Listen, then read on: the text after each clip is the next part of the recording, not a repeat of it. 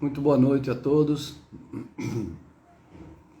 Mais um encontro das quintas-feiras, uma doutrinária com o tema Nossos Filhos são Espíritos. Vamos aguardar aí os nossos amigos e amigas que vão estar chegando. Otávio está chegando aí agora, doces e confetes. Muito boa noite, sejam bem-vindos. Alane, boa noite a todos. Vamos fixar aqui o nosso tema de hoje, nosso tema da doutrinária. Solange entrando aí agora.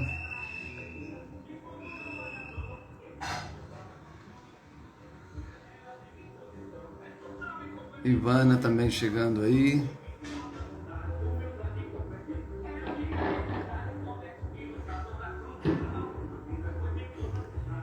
Max Werner também chegando aí.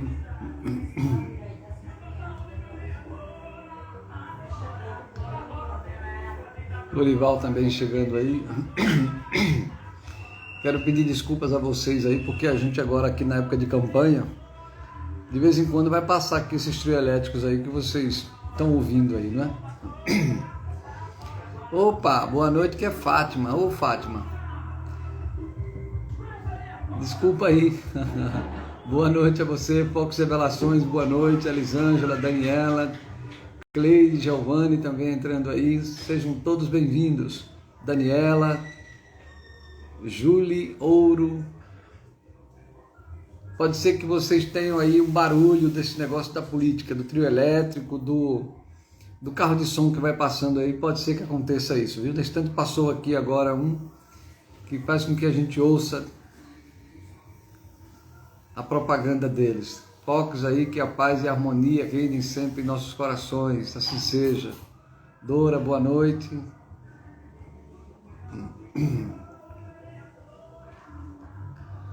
Vamos, Mônica também chegando aí, Cláudia, Cristiano. A todos muito boa noite, sejam bem-vindos.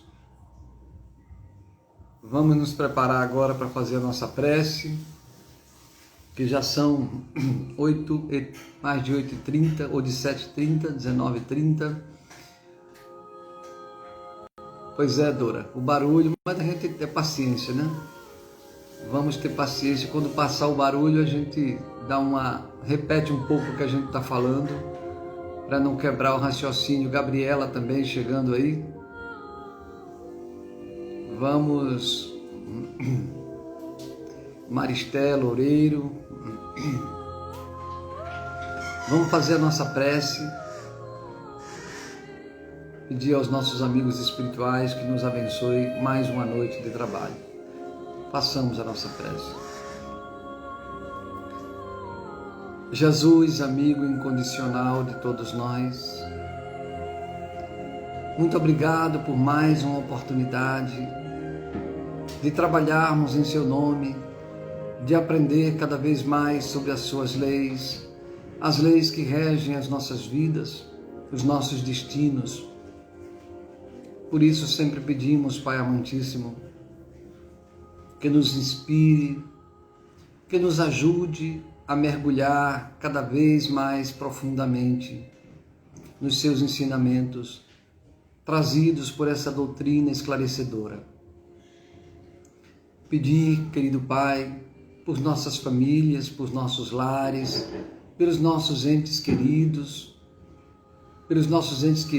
que estão no mundo espiritual, e também por aqueles que passam por dificuldade, que estão angustiados, desesperados, cansados de carregar as suas responsabilidades, para que todos nós, cada um com as suas necessidades, recebamos as bênçãos de que necessitamos, para aproveitar cada vez melhor essas oportunidades de aprendizado e de crescimento.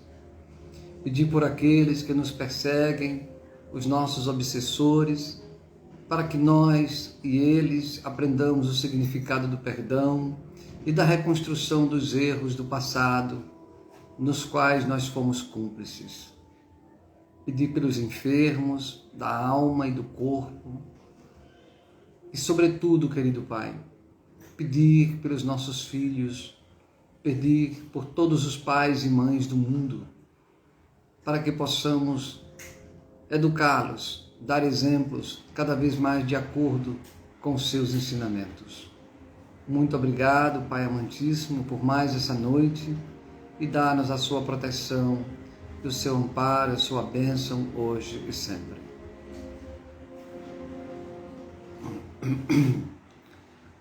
Então, vamos conversar hoje sobre nossos filhos, são espíritos.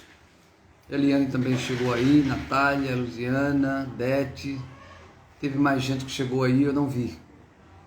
Mas o nosso tema de hoje, conforme já está fixado aí, é o tema Nossos Filhos São Espíritos. Esse título é um empréstimo que eu tomei do livro de Hermínio Miranda, cujo título é exatamente esse: Nossos Filhos São Espíritos. É um livro, é um best-seller da doutrina espírita, não é um livro mediúnico. Hermínio Miranda, ele é um dos maiores escritores independentes da doutrina espírita, independente do sentido de que a escrita dele é de próprio punho. É um pensador espírita, é um filósofo, é um homem que estudou a doutrina espírita como poucos estudaram. E pelo estudo e pela bagagem intelectual que ele tem, ele trata de diversos temas com muita propriedade, com muita profundidade. Então é um livro que quem não leu é uma referência para a gente ler. O título do livro é Nossos Filhos São Espíritos. Pois bem, de onde vêm essas criaturinhas que Deus nos manda? De onde vêm essas criaturinhas? Quem são essas criaturinhas que nos trazem a luz, que nos trazem a felicidade, que chegam de mansinho e vão ocupando lugar em nossos corações, que chegam de mansinho e vão transferindo o significado da vida, que muitas vezes é centrado em nós mesmos, para que se centre neles. Eu costumo dizer que quando a gente não tem filhos, a gente vive uma vida... Se já somos egoístas, quando nós não temos filhos, somos mais egoístas ainda. E a gente vive muito em função de nós mesmos. Mas quando nossos filhos nascem, a gente vai diminuindo o nosso egoísmo, porque a gente começa a canalizar grande parte da nossa energia para essas criaturas que chegam tão despretensiosas, mas acabam tomando conta do terreno, tomando conta das nossas vidas, né? E são elas que trazem, não é à toa que a gente diz que quando uma criança nasce, é porque a mãe deu a luz. Exatamente, a luz é a luz do mundo. Cada criança que nasce é mais uma bênção de Deus para que o mundo possa continuar progredindo. É uma bênção para o mundo, é uma bênção para a família que recebe aquela criança, é uma bênção para os pais, é uma bênção recíproca para os irmãos e para todos aqueles envolvidos na convivência com essa criança. Mas afinal, quem são essas criaturinhas que chegam assim, caladinhas, e vão tomando esse espaço? Primeiro a gente vai perguntar como é que a ciência diz isso? O que é que a ciência diz que é uma criança? Partindo do pressuposto de que a ciência é materialista, a criança é um amontoado de células que vai se formando na química, na bioquímica da vida, não é? Ela é fruto do DNA, essa letrinha, esse trio de letrinhas, não é? É Deus. Para a ciência, esse trio DNA é nada mais, nada menos do que o próprio Deus.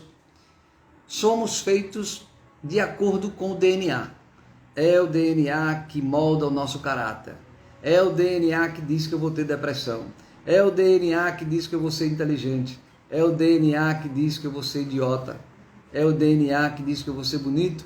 É o DNA, enfim, que diz que eu sou tudo. A ciência, ela desconhecendo Deus, desconhecendo o Espírito, ela acha que tudo é resultado de uma equação. Tudo é resultado de uma reação química, bioquímica, que começa nos nossos genes, orientados pelo nosso DNA. Esse é o resumo. Quando a gente pensa, ou quando a gente pergunta a um doutor, a um pesquisador, vem cá, e o DNA é feito de quê? De átomo. E como é que o átomo chora? Como é que o átomo tem emoção? Como é que o átomo tem raiva, ódio? Como é que o átomo pode ter inteligência? Eu acho que, pela falta de uma explicação mais profunda, para esconder as limitações da própria ciência, sempre se pega algum conceito para dizer que ali é o conceito causal. As coisas nascem ali. Bom, deixa a ciência com ela, que um dia ela vai descobrir que por trás da orientação do DNA tem uma coisa especial. E as religiões tradicionais, o que dizem elas? Dizem que os nossos filhos são o quê? As religiões tradicionais dizem que Deus nos dá os filhos, né, de acordo com a sua vontade. E os nossos filhos são aquilo que Deus quer. E eles são filhos de Deus. Não está errado esse conceito. Né? Nossos filhos são filhos de Deus. É Deus que coloca esses filhos em nossos caminhos. Nós nascemos pela vontade de Deus. Mas um filho, imagine que nós temos uma família com 3 filhos. Aí um nasce cheio de saúde e o outro doentinho. Um nasce muito inteligente e o outro com uma dificuldade enorme de falar, muitas vezes nasce surdo, mudo, nasce com uma limitação muito grande. Mas então qual seria a lógica de Deus, né, de mandar uma criança privilegiada e uma outra com dificuldades? Aí a religião tradicional esbarra, ela para, e aí a explicação única é a vontade de Deus. Mas aí é exatamente nessa pergunta que nasce o ateísmo, é que nasce a rebeldia, o homem se rebela contra esse conceito. Não contra Deus, que equivocadamente muitas vezes a gente pensa que é contra Deus, mas não, a gente se rebela contra esse conceito. Deus privilegia uns, né, em detrimento de outros. A gente não concorda, porque se Deus é Deus, é impossível. É impossível conceber que ele seja assim, né, que ele tenha 2 pesos e 2 medidas. Pois bem, então a religião tradicional também não esclarece. E aí nós temos a doutrina espírita, que é, como já dissemos, tem seus aspectos tríplices, né? Religião, filosofia e ciência. Então, por ser ciência, a doutrina espírita não prega nada que não tenha razoabilidade. A doutrina espírita não diz nenhum conceito que não seja razoável, que não tenha uma lógica, que não tenha uma explicação, que não tenha um lado causal e um lado de efeito. Todos os conceitos da doutrina espírita são razoáveis. Nenhum deles é dogmático. O que seria um conceito dogmático? É isso que eu acabei de dizer. Foi Deus que fez assim, ponto. Não tem explicação. Isso é dogma. A gente tem que engolir, né? Engolir seco, sem fazer pergunta nenhuma. Não, a doutrina espírita, por princípio, ela é questionadora. Né? Não há doutrina espírita sem questionamento. Nenhum espírito pode dizer uma só frase, pode ditar nenhum conhecimento que não passe pelo crivo da razão. Então, não é porque veio do espírito que agora ninguém pode contestar, não. Tudo que os espíritos disserem precisa ser criticado, porque os espíritos nada mais são do que os homens com as suas falibilidades. Pois bem, então, quem são nossos espíritos, ou nossos filhos, segundo a doutrina espírita? É simples. Uma criança é um espírito reencarnado. Simples. Uma criança é um espírito reencarnado. Isso muda tudo. Isso muda todas as concepções que nós temos do que seja a pessoa, do que seja uma criança. A concepção da criança ou da ciência passa longe, mas muito longe. Ela chega a ser grosseira, chega a ser estúpida. a concepção da ciência. A concepção da tradição religiosa, ela é incompleta, imatura, curta. E essa concepção da doutrina espírita, tão simples, os nossos filhos são espíritos reencarnados. Por que isso muda tudo? Porque se eles são espíritos reencarnados, é porque já viveram antes. E nós, os pais, também vivemos antes. E se nós todos vivemos antes, é porque nós temos ligações uns com os outros. Ligações boas e ligações ruins. Então, quais são as ligações que nós temos com os nossos filhos? Partindo desse pressuposto de que se ele é um espírito reencarnado e eu também sou e todos nós somos, é porque nós vivemos antes outras vidas. E nessas outras vidas nós nos encontramos. Fomos cúmplices de erros ou testemunhas de acertos, de alegrias, de conquistas, de superação, de lições aprendidas e também de fraquezas, de vícios, de erros graves. E o que é o mecanismo da reencarnação e, sobretudo, da família, da paternidade, da filiação e da maternidade? É um mecanismo misericordioso, um mecanismo sofisticado, que faz com que os espíritos, através desse mecanismo, evoluam juntos, aprendam juntos, se perdoem, se ajudem, cresçam juntos. Então, quem são os nossos filhos? Espíritos reencarnados. Quando eles nascem na nossa casa, na nossa família, são amigos espirituais, são companheiros espirituais que, pela graça de Deus, convergem para aquele lar. É óbvio que essa convergência não é aleatória, essa convergência não é uma roleta russa, essa convergência obedece às necessidades que esse espírito traz consigo, e às necessidades que os seus pais têm, os seus irmãos têm, a família tem, os avós, os tios, porque cada espírito que renasce dentro de um contexto que começa na sua relação de pai e mãe, mas se estende por todo o contexto social onde ele nasce, no bairro, na cidade, no país, nesse momento histórico. Então, o nascimento de um espírito precede ou é secundado por uma lei que nós estamos longe de compreendê-la em sua totalidade, mas que a doutrina espírita descortina, dizendo que cada nascimento obedece a uma lógica nas relações imortais dos espíritos. Então, eles são seres que têm relações de simpatia ou de antipatia, de afeto ou de desafeto, que nascem para que nós, junto com eles, cresçamos em direção a Deus. Mas uma pergunta fica no ar para começo de história. Aliás, tinha uma pergunta que teve numa dessas palestras que a gente fez. A pessoa fez a pergunta e eu não entendi direito. A pessoa perguntou o seguinte: em que momento é que o espírito se liga ao corpo? Quando é que em que momento foi que meu filho se ligou ao embrião? Será que é quando nasce, depois de 9 meses? Será que é com 3 meses, com 2 semanas, com 1 semana, com um dia? Será? O que diz a doutrina espírita?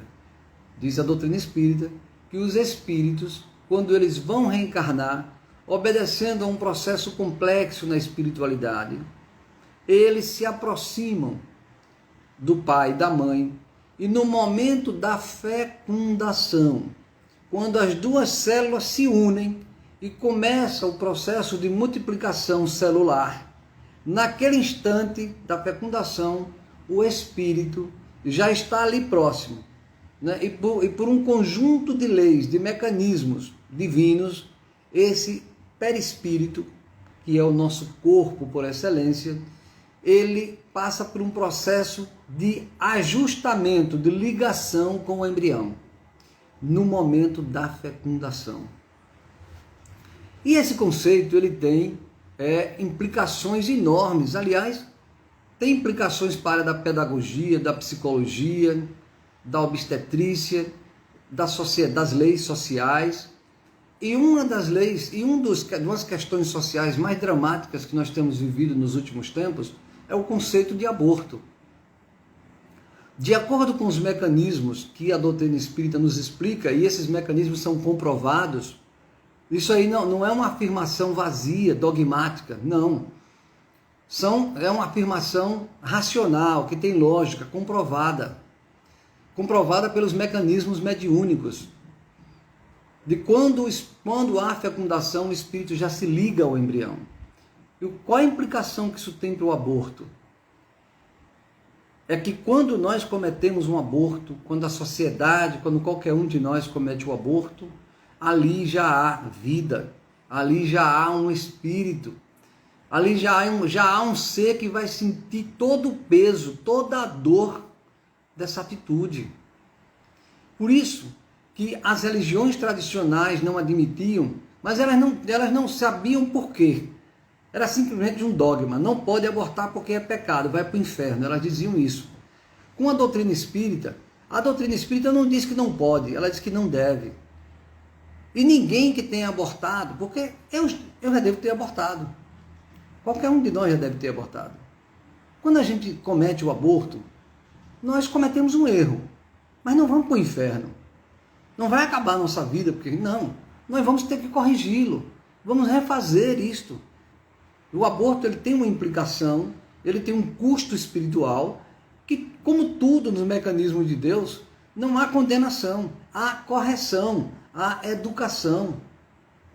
Mas, se nós conhecemos a doutrina espírita e sabemos desse conceito, nós vamos ter clareza, sem titubear.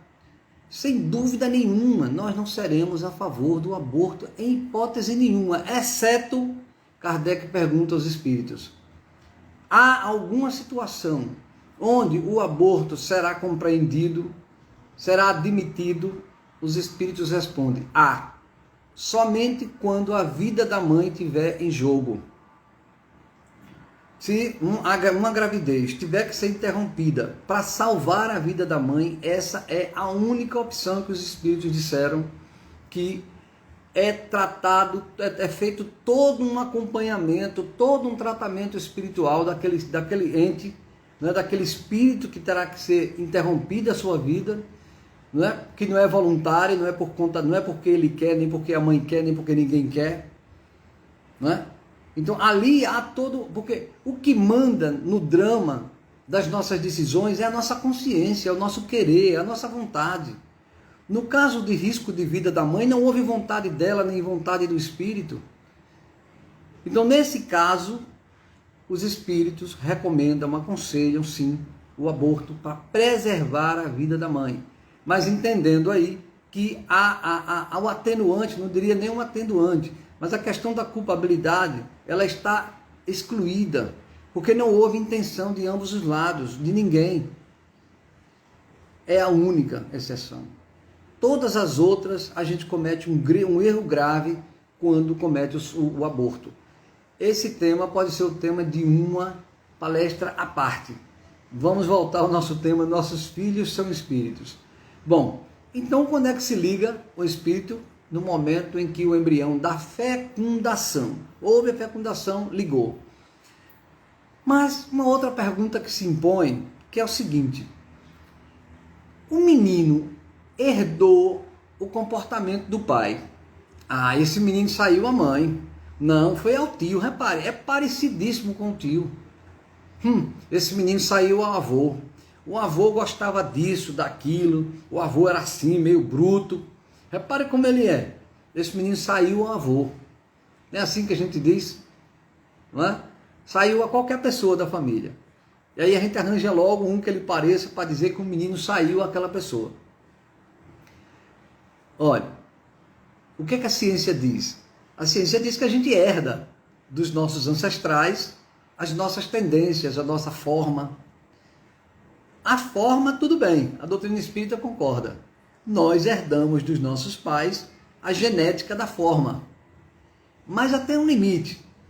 Essa herança tem um limite.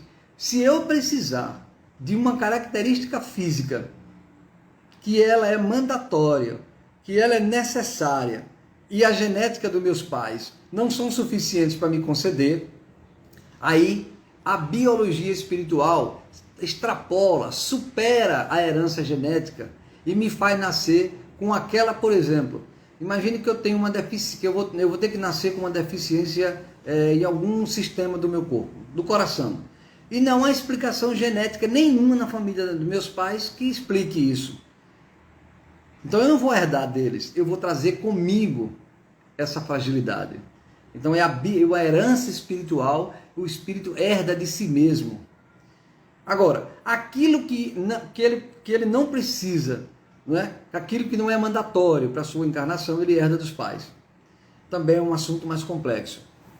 Mas, voltando, o menininho herdou do avô, herdou do tio, a menina herdou da avó, da mãe. Que história é essa? Não. O espírito não herda nada dos pais a não ser a genética. A cor dos olhos, do cabelo, a cor da pele, não é? Se tem tendência a ser gordinho ou magrinho, mas o comportamento, a essência, o caráter não se herda. Porque seria uma bagunça. Imagine que o filho de um criminoso herdasse o crime. Quando era que essa família ia sair do crime? Nunca. Diga. Imagine, eu herdei para ser criminoso do meu pai, que era um criminoso. O meu filho vai nascer criminoso. E eternamente os filhos dos meus filhos, dos meus filhos, dos meus filhos seriam sempre criminosos. Estão entendendo que essa lógica está errada? Essa coisa que a ciência diz que o DNA, que a gente herda comportamento para ser depressivo, para ser alegre, para ser inteligente, isso é conversa para boi dormir? É grosseiro. Com todo o requinte da ciência, mas isso é grosseiro. Então o que nós temos a dizer? O que a doutrina espírita diz? O espírito traz uma auto-herança. Eu herdo de mim mesmo. Comportamento. Herdo características físicas dos meus pais, dos meus avós, dos meus tios, da minha descendência toda. Mas herança de caráter, de comportamento, eu herdo de mim mesmo, do que eu fiz no passado. Agora, e aí as pessoas dizem, peraí, mas Cláudio, e por que é que o menino parece tanto com o avô? Ah, aí tem uma explicação, que não é genética, é puramente espiritual. Sabe qual é a explicação? O menino pode ser o próprio avô reencarnado. O que é que vocês acham? Legal isso?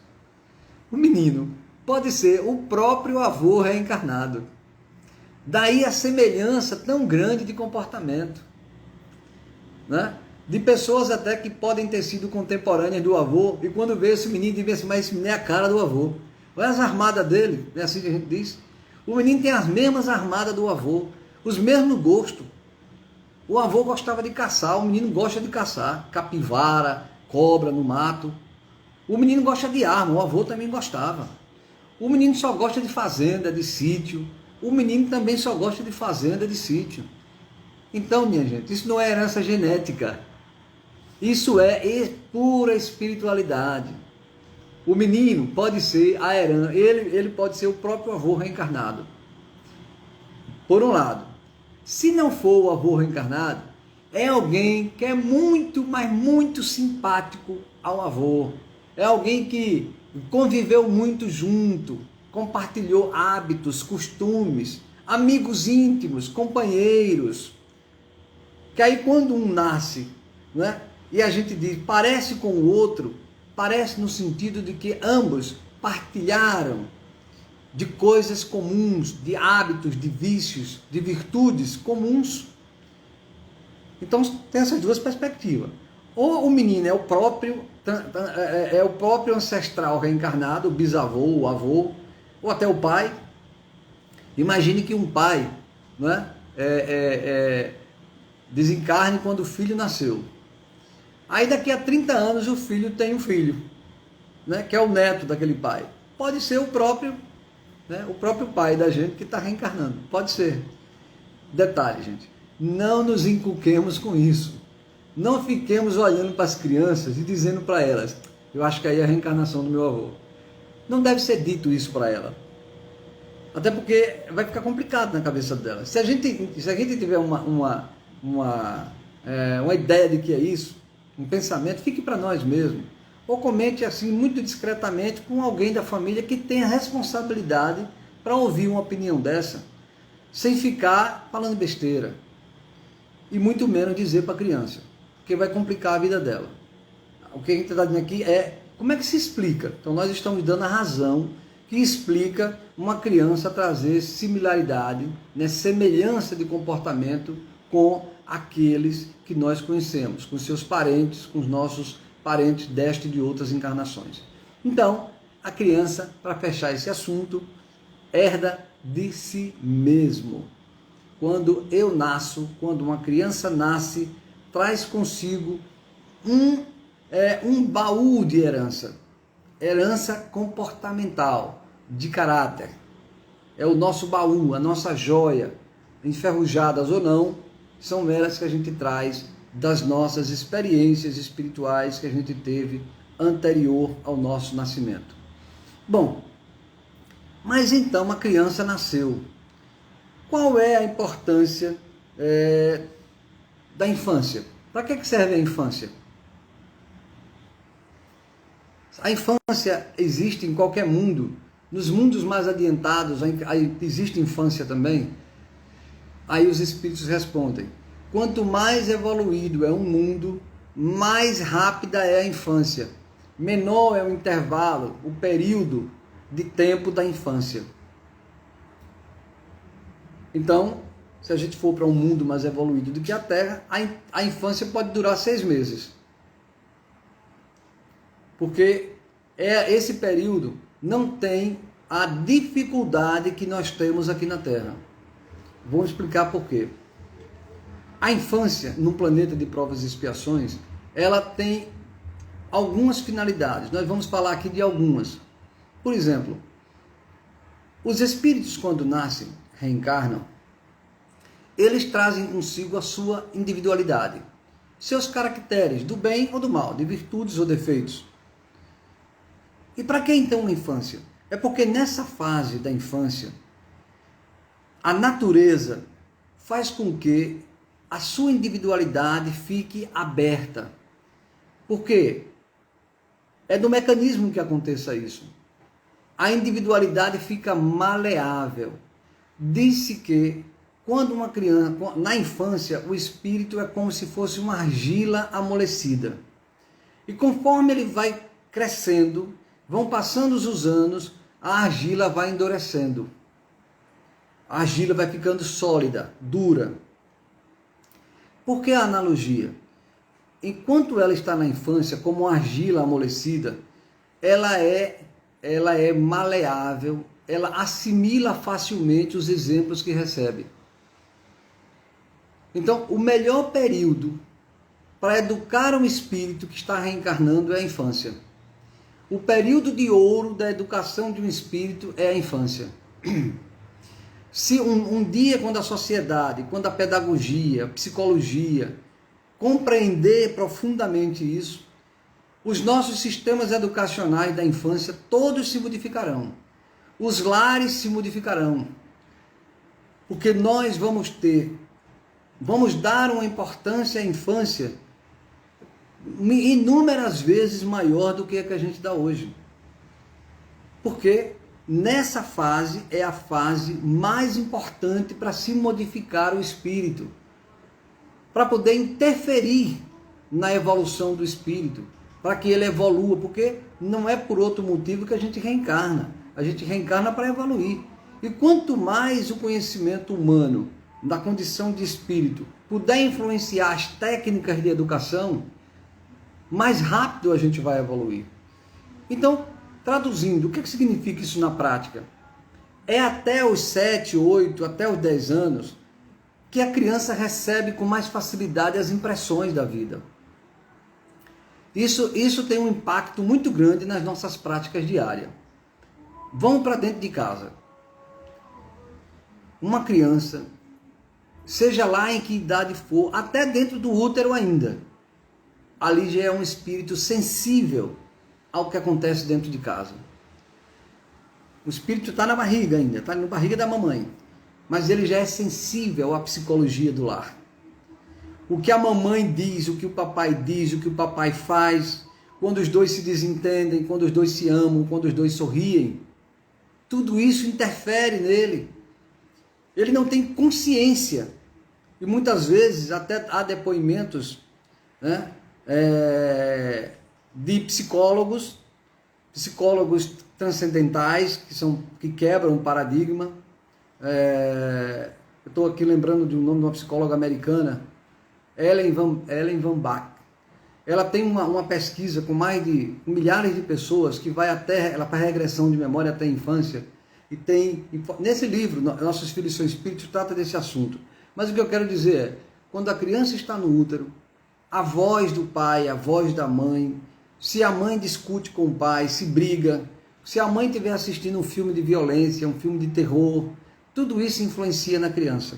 A música que a gente escuta influencia na criança. A maneira como a gente se refere a ela influencia a criança. Então, imagine que uma mãe angustiada olha para a barriga e diz: meu Deus, eu não devia ter ficado grávida agora.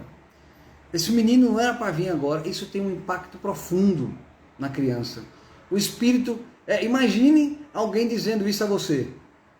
Imagine que você está chegando aqui na casa da pessoa e a pessoa diz assim... Você entrou, ela não disse nada. Mas aí você ficou de trás da porta e viu ela conversando, dizendo: poxa, essa pessoa chegou na hora errada, o que é que a gente faz agora? Como é que você fica? É constrangedor.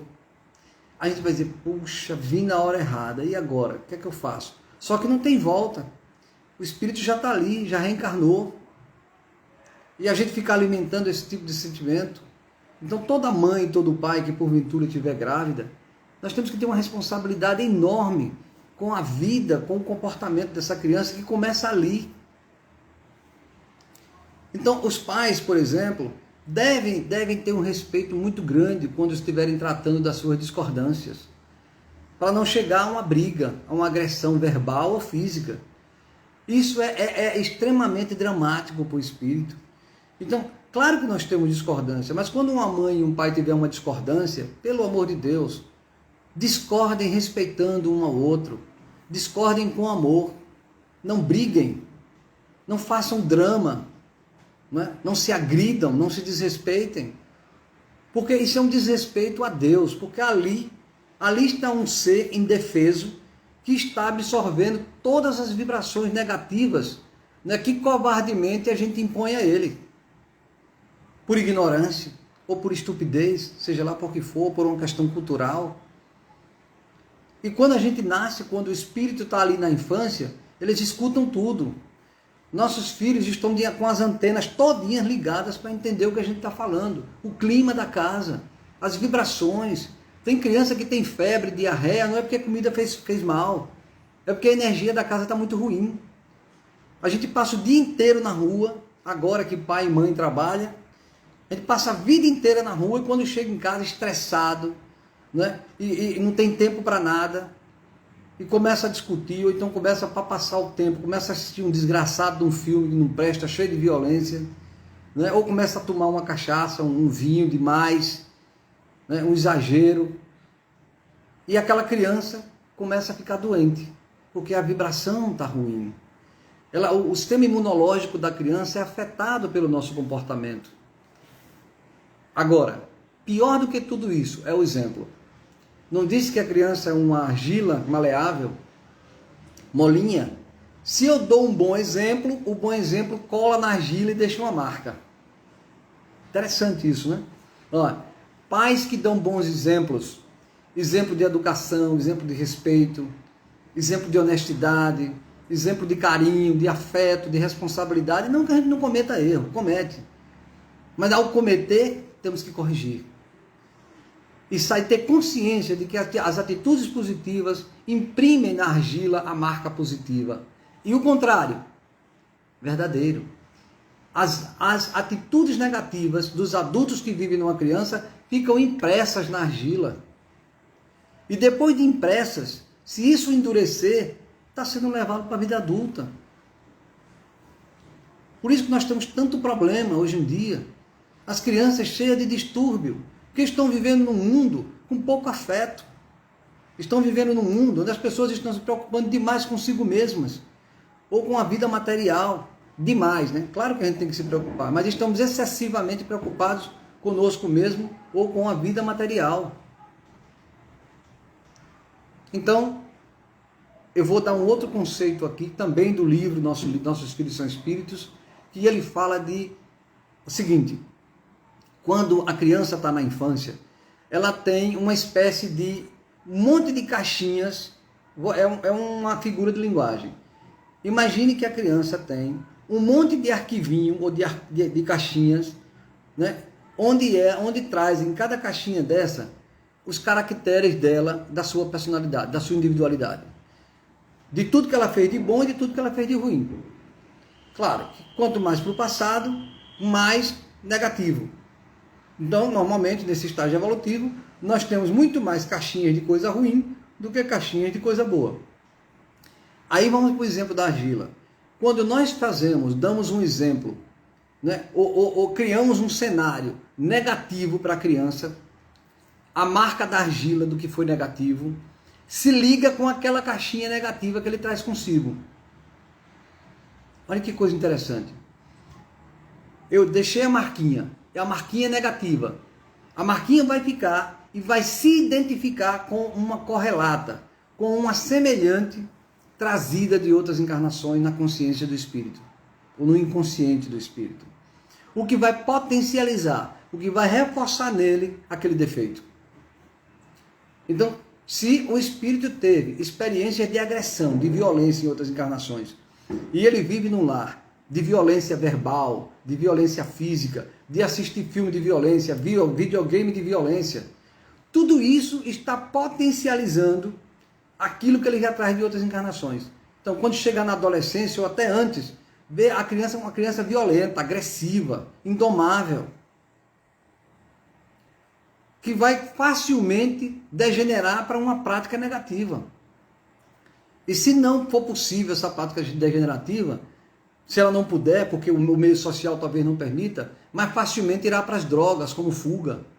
É porque ela não está encontrando uma resposta para aquilo que ela quer ser, porque a sociedade, o meio em que ela nasceu, não lhe dá a corda, ela vai para as drogas, como uma forma de dar um escape da sua situação. Esse assunto é longo. Mas os espíritos, que são nossos filhos, eles são mais inferiores ou menos inferiores do que nós? Depende. Os filhos podem ser espíritos mais evoluídos do que os pais, ou mais ou menos na mesma faixa, ou menos evoluídos. Quando os espíritos são mais evoluídos, muito mais evoluídos, eles superam de letra essas influências na argila. Mas eles são raros. Ninguém pode partir do princípio de que o meu filho vai ser um espírito superior. Por quê? Mundo de provas e expiações. 90% ou mais dos espíritos que nascem na mesma condição, estamos mais ou menos no mesmo estágio. Então não pode partir do pressuposto de que o meu filho vai ser uma criança santa, um espírito evoluído moralmente. Não, a regra não é essa. Pode até ser, né? Porque eu não sei, mas a regra não é essa. É melhor a gente se preparar para ser um espírito comum, como a gente. Então, mas se for um espírito superior, ele tira de letra a influência negativa. Já viu espíritos que nascem na pior situação, filho de pais alcoólatras, de prostituição, em ambiente de crime, de violência, e são espíritos que saem do outro lado? Pelo contrário, são às vezes arrimos de família, são espíritos que trazem à luz aquela família, tentando resgatá-los da lama.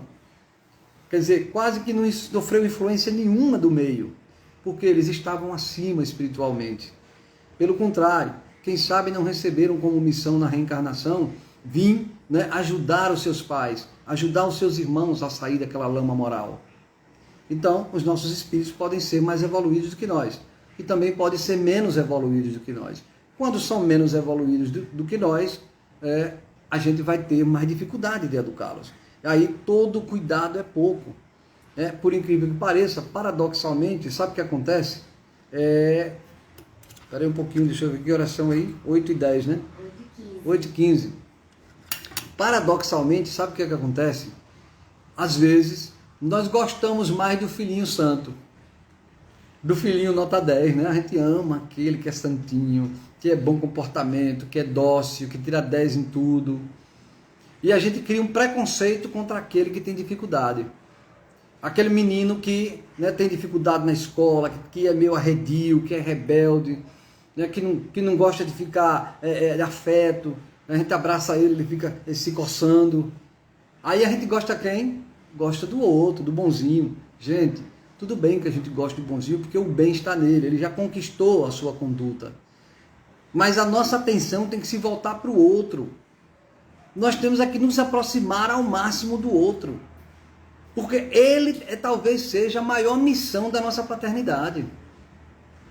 Para a gente quebrar o paradigma, nós temos que estar junto daquele que necessita. Porque o outro já anda com suas próprias pernas. O outro não precisa de muita ajuda. O outro já é um espírito que voa sozinho. E vai nos ajudar até a gostar do irmão. A ajudar o próprio irmão que tem dificuldade. Tu percebe como o conceito da doutrina espírita muda as nossas relações práticas no mundo diário de cada um de nós? Agora, uma coisa que eu quero falar, esse tema é tão bom, queria ter aqui um monte. Eu vou até falar aqui de quem são os nossos filhos dois, viu? Porque eu tenho de coisa para dizer sobre esse assunto. Talvez a gente, na quinta-feira que venha, nós já estamos aí 8h15. Eu vou falar só de um conceito mais para a gente encerrar. Mas aí a gente pode ter nossos filhos dois na próxima quinta. Tudo bem? Se vocês concordarem, mande aí um legal. Qual é o próximo conceito que eu vou falar?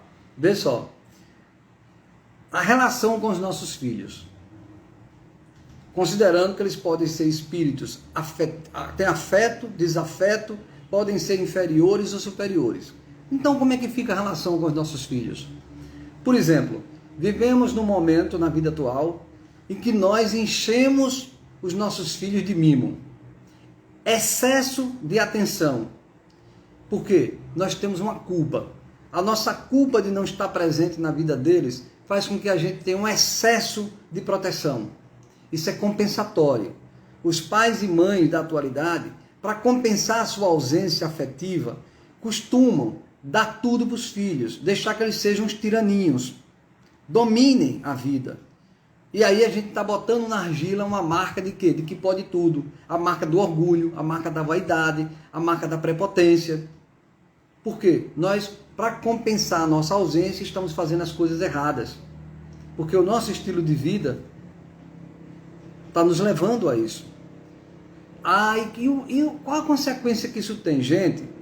Se o nosso filho traz os seus arquivinhos do passado, com seus defeitos e suas virtudes, e encontra um lar onde os pais estão sendo frágeis, onde os pais não estão aprofundando o conhecimento daquela alma, não estão presentes, e para compensar isso, estão enchendo o menino de mimos, enchendo o menino de caprichos, ou a menina, com certeza nós estamos potencializando uma criança problema lá na frente, um adulto problema, melhor dizendo. Então nós temos que ter muito cuidado. Nós temos que ter um tempo para os nossos filhos.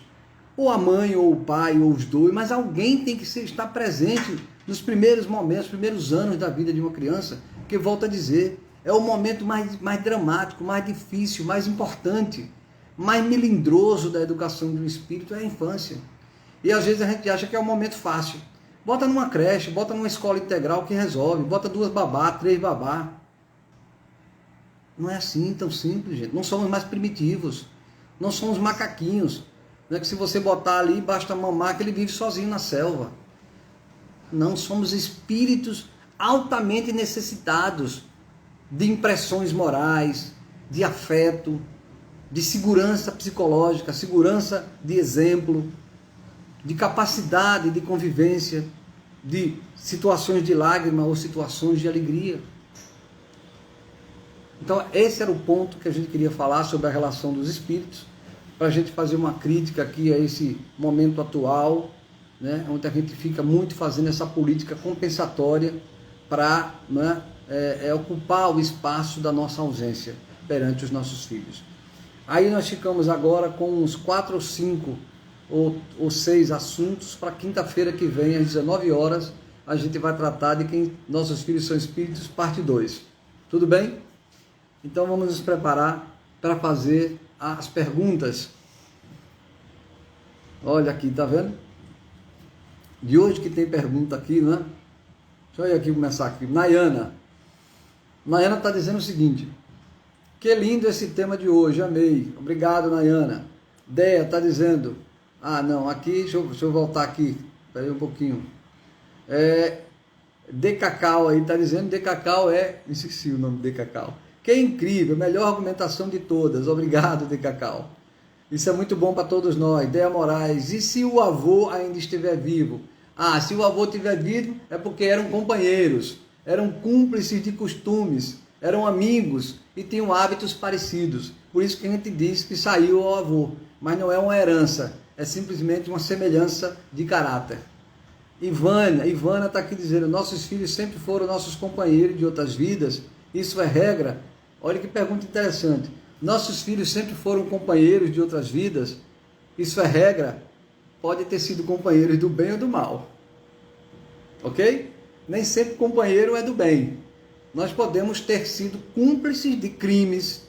Eu posso ter sido aquela pessoa que fez muito mal ao meu filho numa outra encarnação.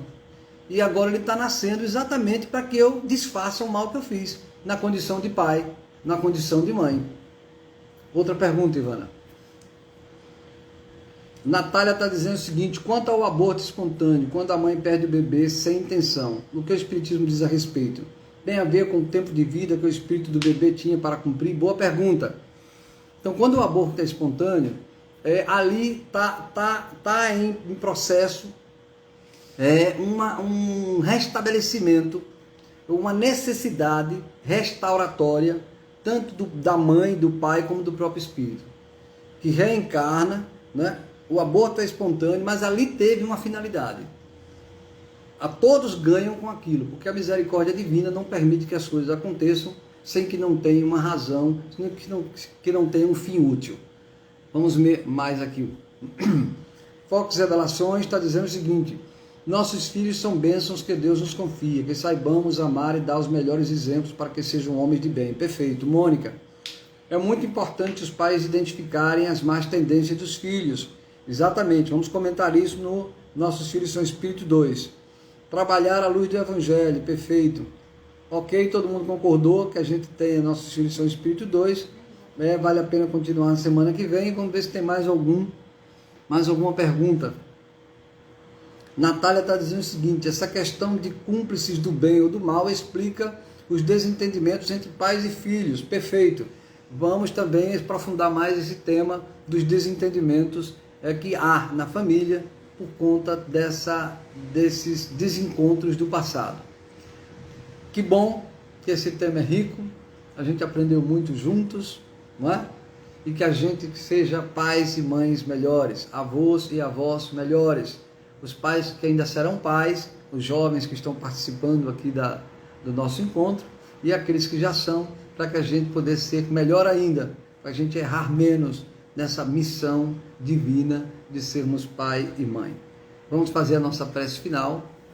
Nos preparemos agora com o nosso copinho d'água, diminuindo a luminosidade, se possível, para a gente fazer a nossa prece e se preparar para receber o passe mediúnico, aliás, receber o passe espiritual. Os nossos amigos espirituais aproveitam esse momento para que a gente tome o passe e a gente se fortaleça na nossa condição atual. Vamos à nossa prece então. Santa Maria, Mãe de Jesus, Santa Maria, Mãe de toda a humanidade encarnada e desencarnada. Estivemos nessa noite, querida Mãe, como bem a senhora sabe e viu, falando sobre essa nobre e divina missão que é receber os filhos de Deus, no mundo, recebê-los como os nossos filhos. Ajuda-nos, querida Mãe Maria, a Senhora que deixou o exemplo maior de todos, ao receber em seu seio o nosso Divino Mestre Jesus e conduzi-lo com equilíbrio, passando pelas dores do mundo, pelas alegrias do mundo, e ambos crescendo até alcançar o trono do equilíbrio, da paz, do amor a Deus e do amor à humanidade. Ajuda-nos a todos nós, que ainda temos tanto que aprender, a darmos mais atenção às crianças, aos nossos filhos, quer eles sejam filhos biológicos ou não. Quando olharmos para uma criança que estiver ao nosso alcance e que o nosso vivenciar influencie a vida dela, tenhamos mais atenção, porque ali é um espírito que traz consigo a sede de evolução, a sede de educação. Portanto, querida Mãe Maria, abençoa todas as mães do mundo, todos os pais do mundo, aqueles que vão ser pais ainda, as mães que estão grávidas, as mães que estão tendo uma gravidez com problema, dando-lhes força, dando-lhes saúde, dando-lhes serenidade, equilíbrio, para que elas possam conduzir a gravidez até o momento da criança nascer, de acordo com sua vontade. Abençoa também os pais, dando a eles equilíbrio, responsabilidade, afeto, sensibilidade. Mas também, querida Mãe, queremos pedir pelos pais que ainda não entendem a responsabilidade que têm na mão, os que abortam, os que abortaram, aqueles que abandonam seus lares, seus filhos, aqueles que traem as suas famílias, para que a sua misericórdia os alcance e eles interrompam o fluxo de ignorância e de estupidez que é tão comum ainda entre nós. Mais uma vez, obrigado, querida Mãe Maria, e dá-nos a sua bênção e a sua luz hoje e sempre.